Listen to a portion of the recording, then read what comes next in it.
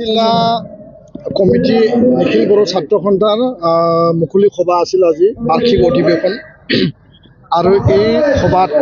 বহুতো কথা আলোচনা হৈছিল। মূল কথাটো হ'ল যে নিখিল বড়ো ছাত্ৰ সন্থা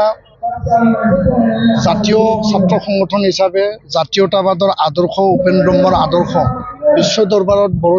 জাতিক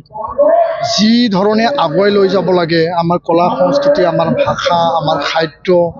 শিক্ষা, অৰ্থনীতি আৰু সাংবিধানিক আৰু ৰাজনৈতিক অধিকাৰক সামৰি সকলোখিনি আমি ঐক্যবদ্ধভাৱে আমি প্ৰচেষ্টা অব্যাহত ৰাখিছোঁ। আৰু এই ক্ষেত্ৰত আমাৰ এইটোৱে আহ্বান, 2020 চনৰ বড়ো শান্তি চুক্তিৰ আধৰুৱা যিখিনি দফা আগন্তুক ফেব্ৰুৱাৰী মাহত কেন্দ্ৰীয় বাজেট অধিৱেশন আহি আছে, তাত যিখিনি সংশোধনী বিধেয়ক আনিব লাগে, বিটিআৰ, কাৰ্বি আংলং আৰু ডিমা হাছাও আমি আগতে 10খন 6 শিডিউলৰ কথা কৈছিল, এতিয়া আমি 3খন 6 শিডিউলৰ কথা ক'ব বিচাৰিছোঁ। কাৰণ তিনিওটা 6 শিডিউলত চুক্তি সম্পাদিত হৈছিল আৰু সেইমতে ভাৰত চৰকাৰে সময় উপযোগী সিদ্ধান্ত গৃহমন্ত্ৰী ডাঙৰীয়াই যি আমাক প্ৰতিশ্ৰুতি প্ৰদান কৰিছিল সেইমতে কাম কৰিব লাগে বুলি আমি দাবী আৰু আহ্বান আমি এই মঞ্চৰ পৰা আমি ৰাখিছোঁ। আপুনি